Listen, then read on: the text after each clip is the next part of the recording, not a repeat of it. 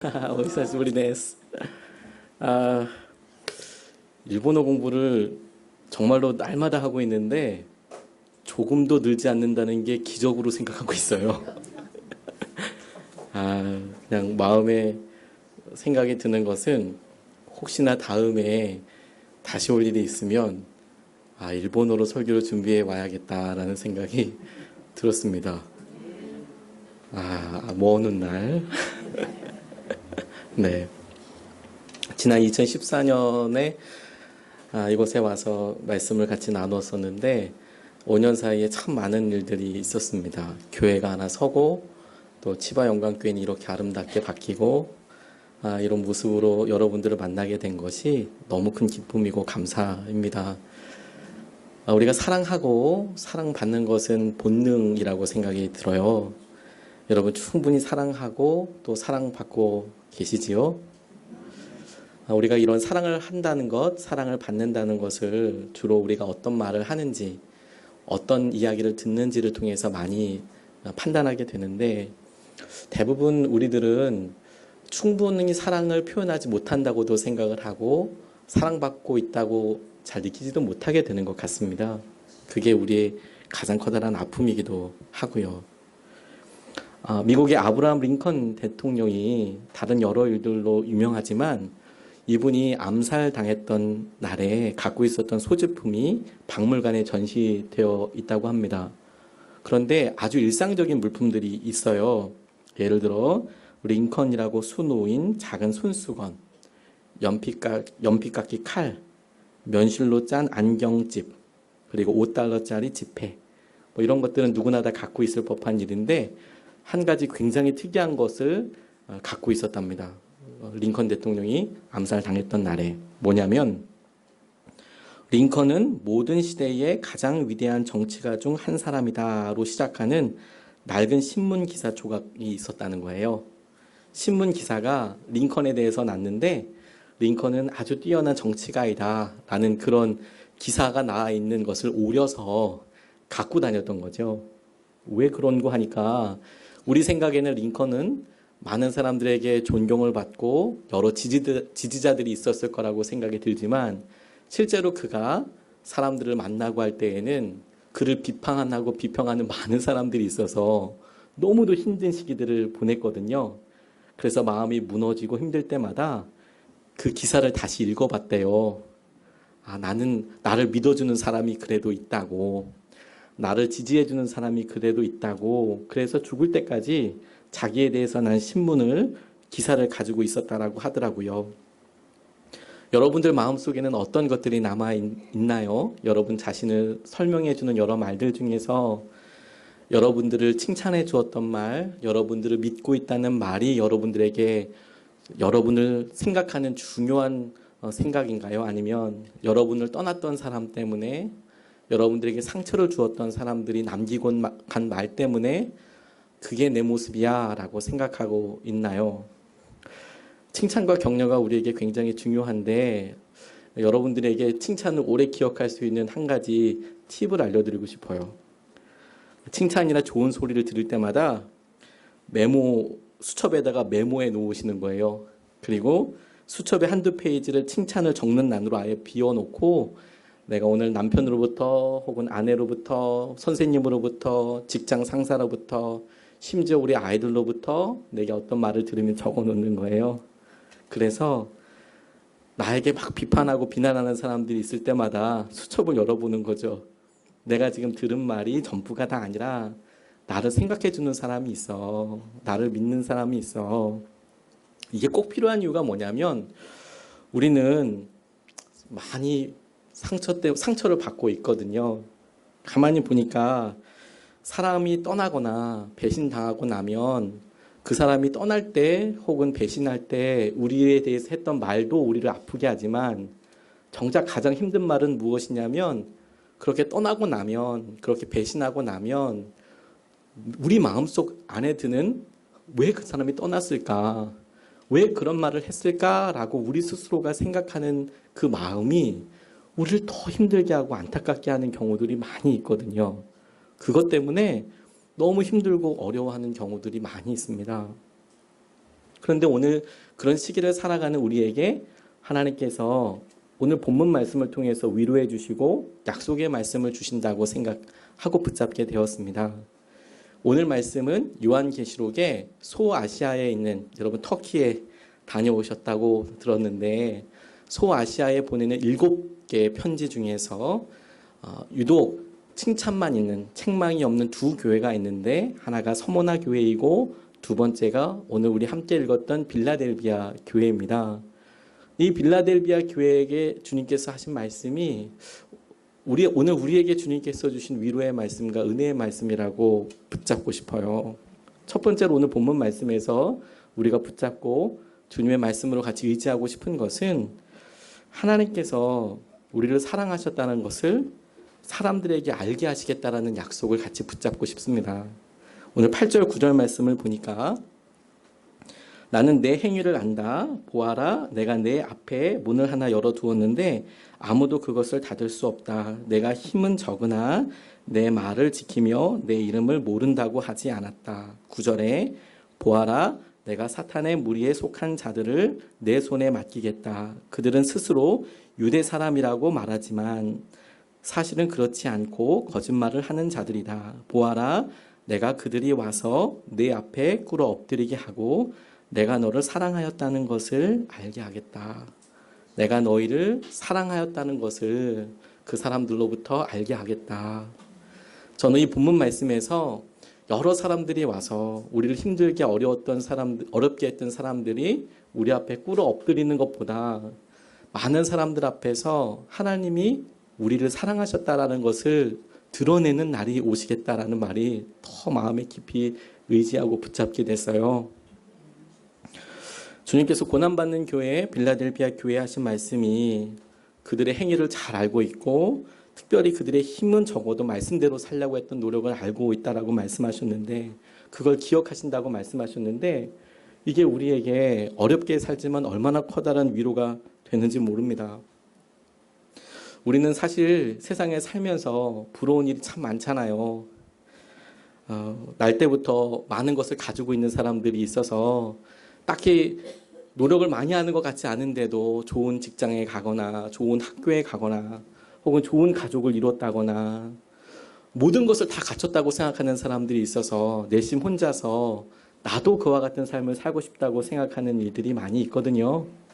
근데 성경에 굳이 비교해 보면 우리의 이런 모습이 야곱처럼 에서는 다 갖고 태어났는데 나는 아무것도 없고 늘 힘들고 부러워하는 이런 모습을 살아가서 나도 에서처럼 축복받고 싶고 나도 에서처럼 그런 태어나면서 누리게 되는 은혜를 누리고 싶다라고 몸부림치지만 하나님은 야곱인 우리를 에서로 살기를 원치 않으세요. 오히려 하나님께서는 에서로 살고 싶어하는 우리를 이스라엘로 바꾸시거든요. 그 모든 과정들이 하나님께서 우리에게 어떻게 역사하시는지를 보여주시는 거라 생각이 듭니다. 제가 알고 한 자매 중에서 임용고시를 준비하는 자매가 있었습니다. 한국에서 선생님 되기 위한 시험이 있는데 이 시험이 아주 어려운 시험 중에 하나예요. 오랫동안 시험을 봤는데 번번이 떨어지는 겁니다. 처음에 봤을 때는 그래도 주위에 있는 사람들이 힘내라고 독려도 해주고 두 번째도 그렇게 하지만 이걸 뭐 3번, 4번, 5번 계속 떨어지니까 내심 마음속에 너 언제까지 볼래? 이런 마음이 본인에게도 들지 않겠습니까? 근데 본인 마음에 진짜 마지막이다 라는 생각이 들어서 한 번만 더 기회를 주면, 다 나를 좀만 밀어주면 내가 열심히 공부해서 이번에는 꼭 시험을 붙겠다 라고 이렇게 이야기하고 시험을 준비하고 치렀어요. 어떻게 됐을까요? 떨어졌습니다. 너무 마음 아프게도 떨어졌어요. 마음이 너무 아파서 교회에 달려와서 기도를 하는데 하나님께 아픈 마음도 아픈 마음이지만 계속 한 가지를 질문하게 됐습니다. 그게 뭐냐면, 하나님, 제게 청소년들을, 중고등부 학생들을 보여주셔서 제게 정말 뜨거운 마음으로 기도하게 해주시고 복음을 전할 사람으로 나를 세워주시고 그래서 내가 믿는 사람으로서 교사가 되고 싶은 건데, 그래서 학원 선생님을 하면서도 아이들을 만나도 너무 좋고 기쁜데 왜 선생님 되는 것은 이렇게 안 되는 겁니까? 왜 나는 안 되는 겁니까? 이렇게 기도하면서 그러니까 하나님 저 시험을 또 볼까요? 말까요? 그걸 대답해 달라고 기도하기 시작했어요. 하나님 이번 떨어졌는데 그냥 한 번 더 볼까요? 아니면 여기서 그냥 딱 정리할까요? 그렇게 간절히 기도하는데 마음이 막 미워지고 힘든 거죠. 왜 하나님이 나한테는 응답해 주시지 않는가? 한참 기도하는데 하나님이 마음속에 이런 마음을 주시는 것 같더래요. 너 나한테 사랑한다고 고백해 봐라. 뜬금없이. 그래서 마음속에 드는 그런 마음대로 하나님 사랑합니다 라고 고백을 했더니 정말 하나님께서도 그 마음속에 나도 너를 사랑한다 폭풍과도 같은 눈물이 흐르더라요. 이상하죠?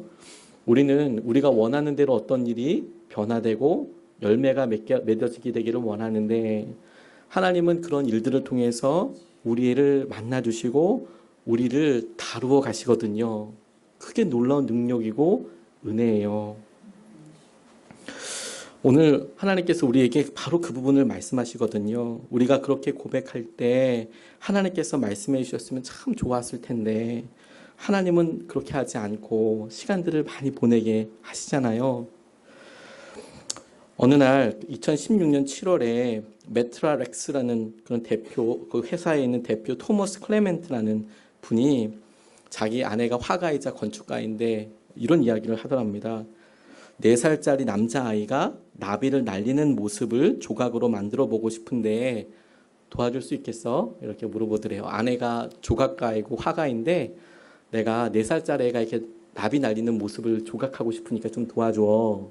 해줄 수 있겠냐고. 그런데 아내의 마음이 짠하더랍니다. 왜냐하면 이 남편이 이제 자기 어렸을 때 모습을 하고 그리고 싶은 거구나. 이런 생각이 들었대요.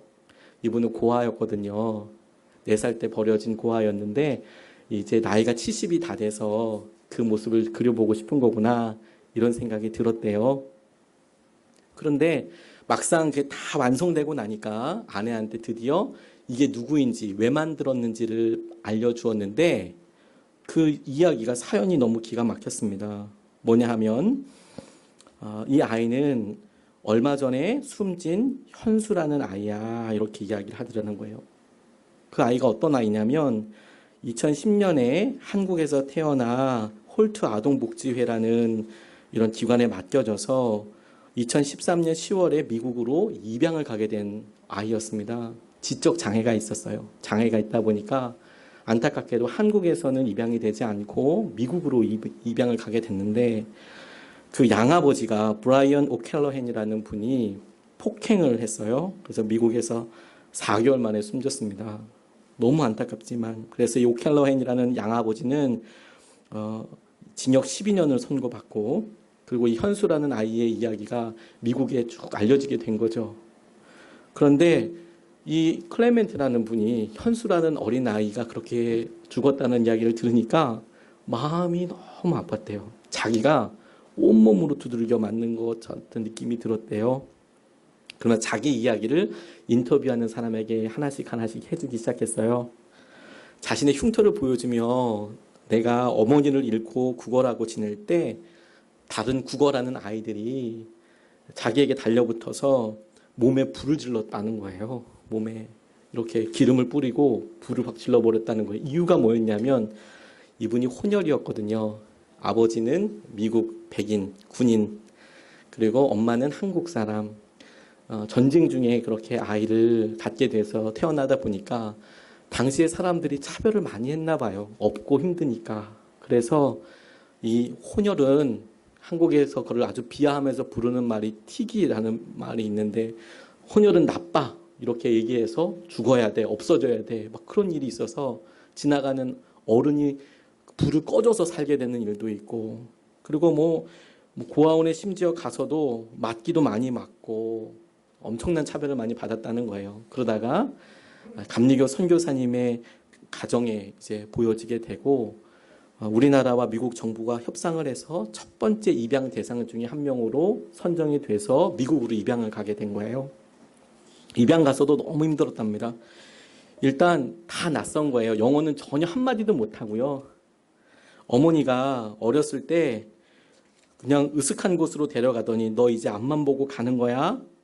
너 이제 뒤돌아보지 말고 앞만 보고 가? 그리고 앞만 보고 쭉 가고 한참 가다 보니까 엄마는 이미 없어졌고 아이들이 우르르 달려가서 갖고 있는 옷도 다 뺏어가고 그렇게 거리 생활을 시작했었거든요. 아무도 믿을 수 없다고. 그런데 이 클레멘트라는 이 아이의 양아버지는 굉장히 좋은 분이었나 봐요. 오자마자 장난감도 사주고 밥도 주고 하는데 이 아이가 자기 그릇에 접시에 담겨있는 밥이 자기 먹으라고 주는 건지도 모르고 조금만 덜고 딴 사람한테 주기도 하고 바나나도 먹어본 적이 없어서 껍질 까지 않고 통째로 먹기도 하고 뭐 그렇게 지냈답니다. 공부는 말할 수 없고요. 이런 일도 있었대요. 초등학교 2학년 때 수학 시험을 보는데 그냥 베껴서 아무것도 모르니까 글씨도 모르니까 그대로 베껴서 냈대요. 선생님이 나중에 채점을 하는데 크리스토퍼 A 플러스 잘했다 이렇게 앞에서 이야기를 해주고 다음은 또 크리스토퍼 A 플러스 이렇게 이야기했다는 거예요. 이게 뭐냐면 얘가 이름까지 똑같이 베껴낸 거예요. 크리스토퍼 그리고 숫자를 다 그대로 넣어서 내다 보니까 실제 이게 이름인지 뭔지도 모를 정도로 영어를 심각하게 못했던 거죠. 그러니 학교에서 초등학교를 유급하기도 하고요. 공부는 뭐 어렵게 된 거죠. 그래서 직업계 학교를 가게 됐습니다. 그런데 그 과정 가운데 아주 기가 막힌 선생님 한 분을 만났어요. 정말 별것 아닌데 이 선생님이 그렇게 칭찬을 많이 해주는 거예요. 우리 클레멘트, 토마스 클레멘트, 토마스는 너무 똑똑해. 너무 착해. 막 이렇게 얘기를 하니까 심지어 선생님이 부모님들한테도 그렇게 칭찬을 하시더래요. 그래서 부모님들과 함께 면담하는 날 아드님이 정말 똑똑하다고 이야기해 주더라는 거예요. 그러니까 그 아버지가 그럴 리가요. 이렇게 이야기할 정도로 우리 아들은 그렇게 똑똑하지 않은데 그럴 리가요. 근데 그렇게 아무튼 칭찬을 많이 해주대. 그게 본인이 첫 번째로 들었던 칭찬이라고 이야기하더라고요. 즐겁게 고등학교를 가서 졸업을 하고 나서 타이어를 끼기도 하고 이렇게 하다 보니까 그때서야 내가 공부를 하는 게 조금 더 낫겠다라는 생각이 늦게 들었나 봅니다. 그래서 대학을 다시 들어가고 돈을 벌면서 대학원도 나오고 늦게 공부 시작하니까 과학자로서 발명품이나 특허도 내기 시작하면서 이제 성공하기 시작했어요. 꽤 좋은 기업에서 뽑혀서 가서 기업에 있기도 하고 그러다가 나중에 자기 이름을 건 그런 기업도 운영하게 된 것이죠. 지나고 나면 진짜 어려운 일들이 많았잖아요. 그런데 이분에게 인터뷰하는 기자가 나중에 이렇게 물었어요. 당신의 삶에서 어려운 일이 진짜 많았는데 그래서 처음으로 돌아가고 싶냐? 그 어렸을 때 어머니한테 버려졌을 때 그때로 돌아가서 다시 일을 시작하고 싶냐? 그런데 이분이 말하기를 아니요, 하나도 바꾸고 싶지 않아요. 그러면서 저는 이제 이렇게 믿어요. 하나님은 그때 나를 어머니는 그때 나를 길에 버린 게 아니었다고 더 넓고 아름다운 세계를 향해 가는 길을 보내줬다고 말이에요. 어머니가 나 버린 거 아니고 어머니가 사연이 있어서 나를 더 좋은 세상, 더 큰 세상으로 보내줄 거예요. 라고까지 고백할 수 있는 사람이 되더라고요. 여러분, 우리 삶에 아직도 설명되지 않고 아직까지 이유를 모르는 일들이 많이 있을 수 있습니다. 그런데 하나님께서 이 모든 일들이 지나가고 난 다음에 사람들 앞에서 내가 너를 사랑했다는 것을 알게 되는 때가 올 거야. 그게 너에게도 그렇지만 우리 자신에게도 그렇지만 우리 주위에 있는 사람에게 동일하게 하나님께서 나를 사랑하셨구나. 하나님께서 나를 지켜주고 계셨구나라는 것을 알게 하시는 때가 반드시 오게 하시겠다라는 거예요. 근데 이 본문 말씀은 우리에게 한 가지를 더 보여주고 약속하고 있습니다. 10절 말씀에 나와 있는데요. 인내하라는 내 말을 내가 지켰으니 온 세상에 닥쳐올 시험을 받을 때에 나도 너를 지켜주겠다라는 약속입니다. 인내하라는 내 말을 네가 지켰으니 온 세상에 닥쳐올 시험을 받을 때에 나도 너를 지켜주겠다. 우리가 하나님 말씀을 듣고 살지요. 그런데 우리는 하나님 말씀을 지키고 하나님 말씀을 붙잡는데 하나님은 우리의 인생을 붙잡아 주신대요. 이게 얼마나 놀라운 은혜일까요? 인내하다라는 표현이 성경의 성령의 열매 중에 한 가지입니다. 오래 참음이라는 인내라는 표현이 있어요. 이 인내라는 것의 영어 표현은 patience라고 해서 우리가 보통 어떤 어려움과 고통을 견디어내다 이런 뜻으로 이제 쓰임 받죠. 내가 이것을 참아냈다. 그런데 이것을 헬라어, 그리스어로 보면 조금 더 다른 표현으로 생각할 수 있는 게 있어요. 이것이 히라버 단어로 그리스어로 마크로스미아라는 단어를 쓰는데 이게 영어로 long suffering이라는 뜻이 있어요. 긴 고난이요. patience랑 suffering은 굉장히 많이 다릅니다. patience는 우리가 어떤 힘을 가지고 뭔가 견뎌내는 거예요. 이길 힘을, 의지를 가지고 견뎌내요. 근데 suffering, 아픈 거는 그냥 아픈 거잖아요. 아프기만 한 거잖아요. 우리가 이유도 모르고 아픈 거잖아요. 근데 성경은 그런 긴 고난이 당신을 믿고 따르는 사람들에게는 성령의 열매다라고 말씀하시는 거거든요. 우리가 주님 말씀에 우리가 이 땅을 살면서 오늘을 살면서 나 믿음 잘 못 지켰어요. 이렇게 부끄럽게 고백하는 사람들도 있지만 그럼에도 불구하고 우리가 믿음을 가지고 예배를 드리고 신앙생활하는 우리가 주님 보시기에는 인내하였다라고 긴 고난을 우리가 겪고 있다면 인내하였다라고 그래서 우리를 지켜주시겠다라고 말씀하고 계시는 거예요. 제가 목회하던 곳에 선한목자교회에서 사역을 할 때 한 집사님께서 오랜 결혼 생활 중에도 아이가 생기지 않아서 기도하시던 분이 계셨습니다. 여러 번 자연유산을 하게 되셨어요. 나이가 많으셨고요. 그런데 한 번은 교회에서 꽁트를 어떤 드라마를 맡으셔서 열심히 하셨답니다. 당시에 유행했던 한국의 그런 프로그램이었는데 감사합니다라는 거였어요. 감사합니다. 감사합니다. 이런 거예요. 제가 이걸 쓰면서 이걸 통역하시는 분이 어떻게 하실까? 이런 고민을 해봤어요. 간샤시마스, 간샤시마스 이러고 계실까요?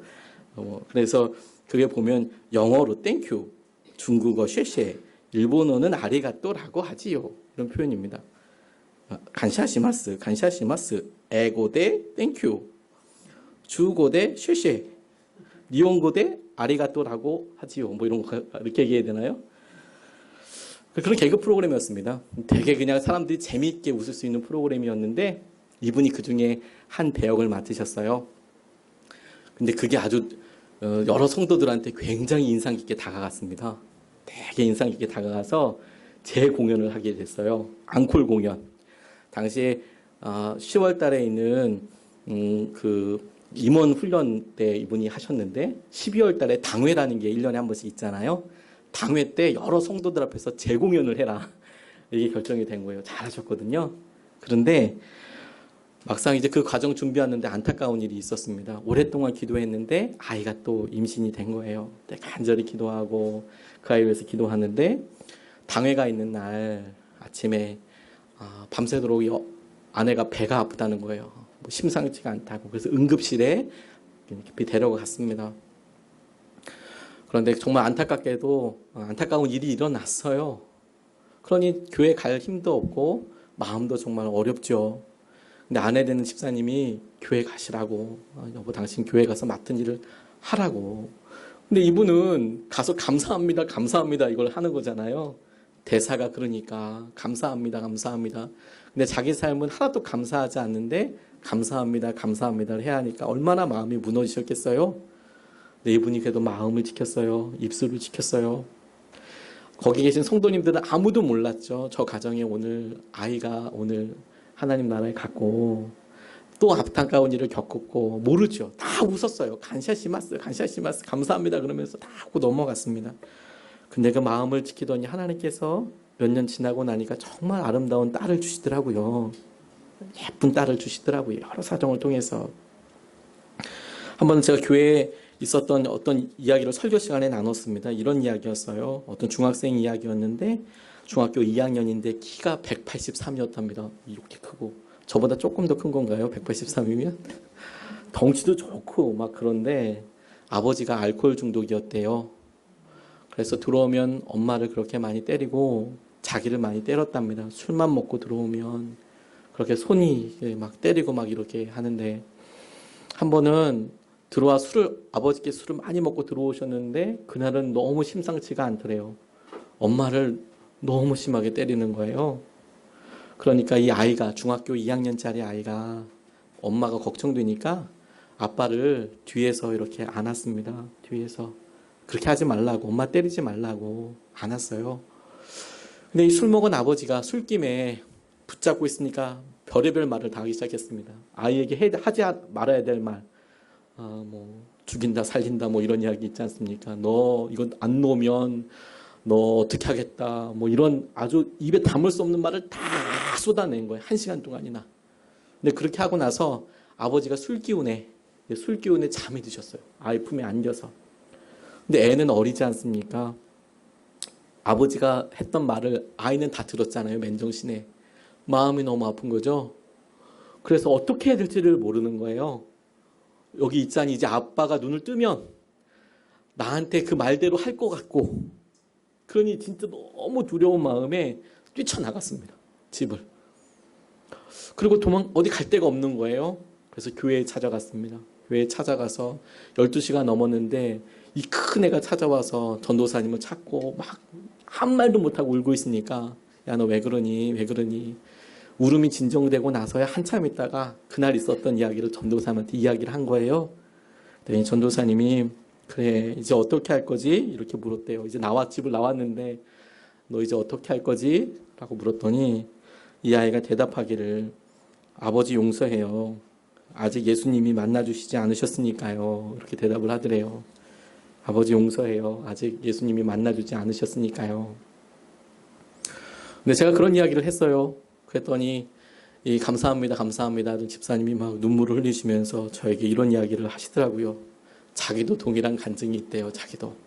그 말은 무슨 얘기냐면, 자기도 어렸을 때 아버지가 술만 먹고 들어오시면 엄마랑 자기에게 손찌검을 하고 너무 어려운 일이 있어서 자기도 도망간 적이 있다고, 자기도 집을 무조건 나온 적이 있었다고, 아파서 맞는 게 너무 싫어서. 그런데 자기가 만약에 교회로 도망가지 않고, 자기가 그때 교회로 도망가지 않고 다른 곳으로 갔다면 정말 어려운 삶을 살았을 거라고, 그런데 하나님이 지켜주신 것이라고 그렇게 말하더라고요. 그때 내가 그리 가지 않고 교회로 갔더니 하나님께서 내 삶을 붙잡아 주시고 이끌어 주시더라. 여러분, 우리가 그냥 여기 와 있는 거 아니에요. 우리가 어려움을 당해서, 몸이 아파서, 재정적으로 힘들어서 이곳에 와 있는 것 같지만 그렇지 않아요. 하나님께서 우리를 지켜주고 계시거든요. 우리가 말씀으로 믿고 의지하고 따라가게 하려고 하는 그 말씀을 하나님은 지키시고 더 놀라운 은혜로 우리에게 함께하고 계세요. 그런데 그런 사람에게 하나님께서 우리를 사랑하신다는 것을 우리도 알고 우리 주위에 있는 사람들에게도 알게 해주겠다.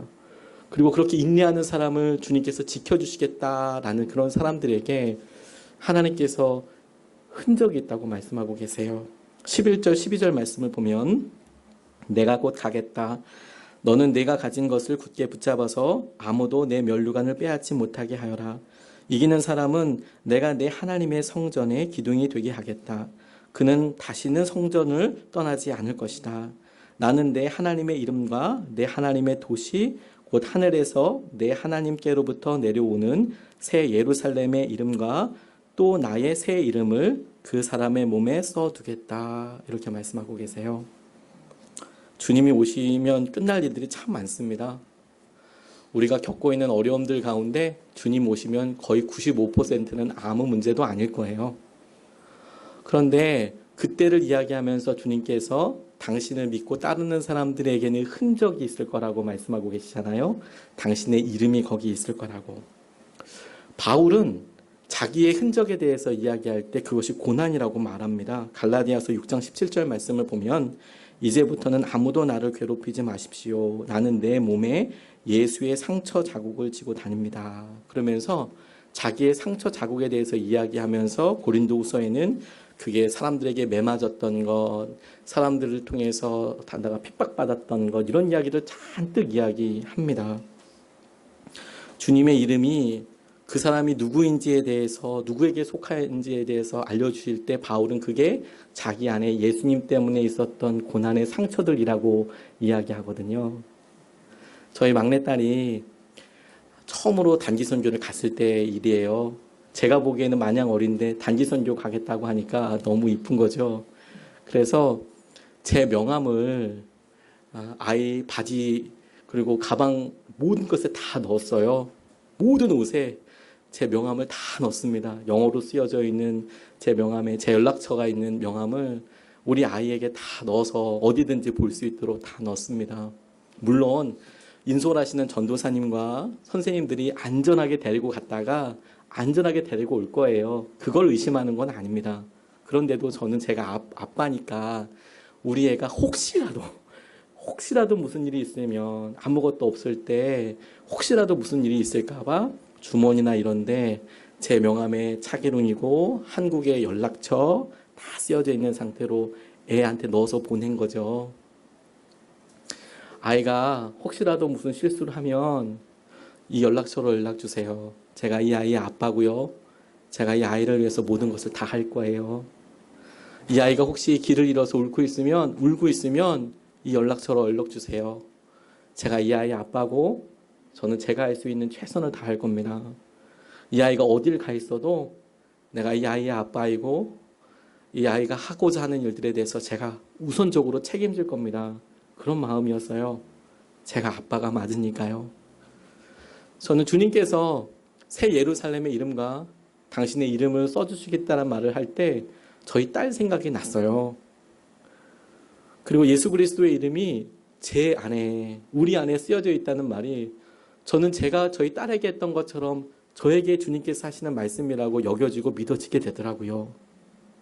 내가 무슨 일을 해도 나는 주님께 속해 있는 사람이고 주님께서 나를 책임져 주시고 주님께서 내 모든 일들 가운데 주님의 간섭하심과 인도하심을 허락하여 주시는 거구나. 그걸 믿게 됐어요. 저와 여러분들은 이미 예수님의 사람 아닙니까? 이미 예수님께서 우리를 이끌어 가시는 분들 아닙니까? 저는 지난 2016년 12월에 선한목자교회 안에서 분립개척을 했습니다. 우리 치바영광교회도 올해 분립개척을 위해서 기도하고 있다는 이야기를 듣고 너무 귀하다. 제가 그런 수혜자 중에 한 명이거든요. 저는 경기도 광주라는 곳에서 목회를 시작했는데 처음 목회를 시작할 때만 해도 선한목자교회 안에 있었습니다.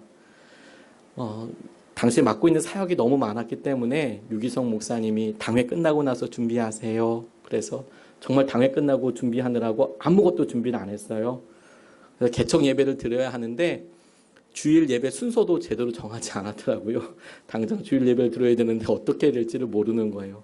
성도가 아무도 없었습니다. 함께 와주시는 분들, 파송 선교사분들이 조금 계셨고요. 저희 교회 성도는 0명이었습니다. 굳이 얘기하면 저랑 저희 집사람이랑 저희 딸 둘 이렇게 있었어요. 첫 번째 예배 드리는데 막막하더라고요. 뭐 어떻게 해야 될지도 모르겠고 장소를 어디로 가야 할지도 모르겠고. 그런데 교회에서 선한목자교회에서 정말 최선을 다해서 배려를 해주셨지만 저희가 모일 수 있는 공간이 없었습니다. 선한목자교회 되게 많거든요, 사람이. 지금은 한 10,000명 이상 모인다고 들었는데 당시도 굉장히 많이 모였습니다. 그러니 아침에 9시 예배 드리고 나면 성도들이 갈 데가 없는 거예요. 예배 드리고 나면 그 다음 예배가 막 몰려오고 아이들이 막 몰려오고 막 이러니까 속회 모임 할 때도 없고요. 한 11시, 12시면 교회가 끝났어요. 다 집에 가시는 거예요. 이제 개척을 했는데 같이 모여서 기도해도 어려울 판에 주일 오후에 다 가신다고 하니까 한국적인 정서에서는 이게 진짜 마음에 부담이 되더라고요. 그래서 생각한 게 뭐냐면 새벽 예배 한 거예요. 새벽 예배 바로 다음 날서부터 40일 특별 새벽 기도회를 시작했습니다. 개척을 하고 장소를 놓고 구하는데 하나님이 제 마음을 이렇게 움직이셨어요. 좋은 장소에 가니까 너무 좋더라고요. 목도 좋고 주차도 할 수 있고 좋은데 비싸요. 항상 그렇죠. 좋은 곳은 비싸요.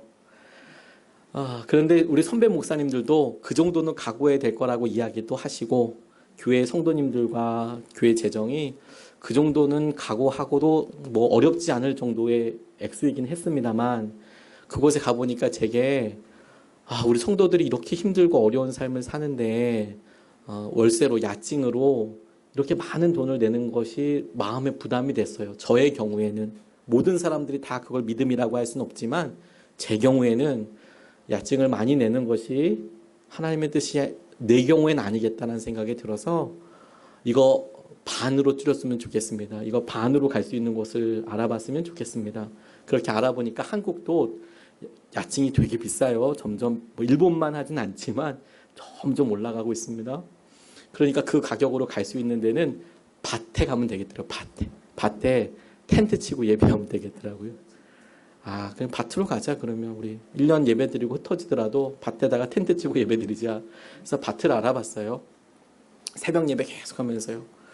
약속의 땅을 향하여 약속의 땅을 주신다 했으니 기도하는데 하나님께서 공장을 만나게 해주셨어요. 밭을 알아보다 보니까 땅을 만나게 하시더라고요. 그리고 그 땅을 구입하게도 해주셨어요. 처음에는 밭에서 텐트 치려고 했는데 그게 공장이 있어 건물이 있더라고요. 건물이 구멍도 뚫려 있고 그랬지만 너무 감사한 거는 그래도 건물이라고 벽이라도 있지 않습니까? 그래서 성도님들에게 이렇게 이야기했어요. 공장을 교회로 바꾸면 돈이 많이 드니까 공장에서 생산 물품을 우리 바꿔요. 그래서 믿음을 만드는 공장이 되면 되겠네요. 이곳에 그냥 믿음을 만드는 공장이 되겠네요. 그래서 제 목양실 이름이 공장장실이에요. 공장장실. 그래서 저에겐 담임 목사가 없어요. 공장장만 있어요. 그렇게 기도하게 됐습니다. 40일 기도하고 하나님께서 그 땅 계약할 때 다 계약하고 나니까 23만 100원이 남더라고요. 그 돈으로 그 주에 떡 해 먹어서 0 만들었습니다. 0. 그리고 다시 하기 시작했고요. 보니까 그렇게 40일씩 40일 특세를 이제 저희가 개척한 지 이제 3년이 조금 안 됐거든요. 이제 14회차까지 끝냈어요. 40일 특세를. 그리고 이제 15회가 이제 곧 시작이 되는데 주님이 제게 너 날마다 새로울 것을 믿느냐? 이렇게 얘기하시더라고요. 1차 40일 특세 끝나고 죽을 뻔했거든요. 힘들어서. 그런데 2차를 시작하려고 보니까 진짜 힘든 거예요. 그런데 날마다 새로울 것을 믿느냐? 간절하게 기도할 것에 대해서 말씀하셔서 2차 하고 그리고 3차도 또 하고 40일씩 그렇게 하니까 그게 10번도 되고 11번도 넘어가고 그렇게 되더라고요. 근데 그때마다 하나님이 진짜 놀라운 간증들을 하나씩 주시더라고요. 도무지 해결이 될 것 같지 않은 일들을 어느 순간에 넘어가 있고 하나님 이걸 어떻게 해야 될지요? 라고 질문하는 것들을 보면 하나님께서 그 과정을 통해서 상상도 못했던 한 번도 경험해보지 못했던 일들을 하게 하고 보게 하여 주시더라고요. 지나놓고 알았습니다. 이게 우리에게 있는 고난의 흔적이고 이게 우리 안에 있는 예수님의 이름이 되겠구나. 우리가 어려운 시간들을 지나놓고 나니까 이것을 통과하고 나니까 이것들 통과하고 났을 때 우리에게 있었던 감사의 제목들. 나는 여전히 고난이지만 내가 이것을 부르게 될 나의 단어들이 하나님께서 나와 함께 하셨다라는 것에 대한 분명한 흔적이고 나중에 하나님께서 이 땅에 다시 오실 때 우리를 여러 사람들과 섞어져 있다 하더라도 명확하게 당신의 이름으로 보시고 딱 내 사람이다라고 찾으실 때에 혼동하지 않으시고 찾으실 만한 이름이 우리가 하나님 이렇게 고난으로 이렇게 믿음으로 살아서 남겨진 고백들이 하나님 보시기에 당신의 이름이겠구나. 어느 순간이든 종이 되겠다고 결단하고 나니까 주님이 정말 기가 막힌 응답들을 주시더라고요. 야복나루에 야곱이 그가 하나님과 함께 씨름을 하지요. 야곱은 다리를 절고 싶지도 않았고 죽고 싶지도 않았고 야곱이 살고 싶었던 것은 그냥 형은 태어나자마자 저렇게 장자라고 다 벌려받고 이런 권리도 있고 왜 나는 장자가 아니어서 저런 게 없을까? 그거 부러워하는 게 뭐 그렇게 큰 죄일까? 이런 마음으로 살았을지도 모르겠습니다. 평생 에서처럼 나 장자가 받는 축복 있으면 그거 나 받았으면 좋겠고 사람들이 좋다고 하면 그거 나 있었으면 좋겠고 나도 그렇게 못나지 않았는데 나도 그거 했으면 좋겠다라고 평생 에서 부러워하면서 심지어 그 에서의 이름 때문에 늙으신 아버지 앞에 가서도 너 누구냐라고 물을 때 나 에서예요 라고 대답했던 사람입니다. 정말 에서로 살고 싶었거든요. 근데 하나님은 그를 꺾으시고 그에게 고난의 흔적을 주셨어요. 그가 다리를 절어요. 그가 어려움 가운데 살아가요. 근데 하나님은 그를 에서로 살게 냅두지 않았어요. 그를 이스라엘로 바꿔주시죠. 하나님께서 오늘 우리에게 고난의 다른 이름으로 주님의 흔적을 남기고 계세요. 이번 한 주 동안 여러분 많이 힘드셨죠? 근데 여러분, 주님께서 우리에게 초대교회에 핍박받는 교인들에게 말씀하시듯 하나님께서 우리가 고통받고 어렵고 힘들어하는 그곳에서 우리가 하나님의 사랑을 받고 있는 사람이라는 것을 보여주시는 때가 올 거예요. 뿐만 아니라 하나님께서 우리가 하고 있는 인내를 통해서 하나님이 우리를 지켜주고 계세요. 그리고 그렇게 지켜주시는 것을 통해서 우리가 지금 겪고 있는 이 길이 의미 없이 사라지는 길이 아니고 주님의 흔적으로 남게 되는 과정이 될 거예요. 오늘 우리가 말씀을 붙잡고 이 일이 우리에게 이루어지도록 같이 기도하면 좋겠습니다. 말씀을 붙잡고 같이 기도할 때 하나님, 우리의 마음속에 주님을 향한 고백이 더욱 분명하게 해 주십시오. 하나님을 사랑하는 마음이 하나님께서 우리를 사랑하신다는 것을 우리가 알게 된다고 말씀하셨는데 하나님, 그 일이 우리 가운데 일어나게 해주시고 하나님, 우리 지켜주시고 우리 가운데 있는 이 고난의 흔적들이 주님을 만나고 따라가는 놀라운 통로가 되게 해주십시오 라고 우리가 말씀 붙잡고 같이 이 시간에 기도하시겠습니다.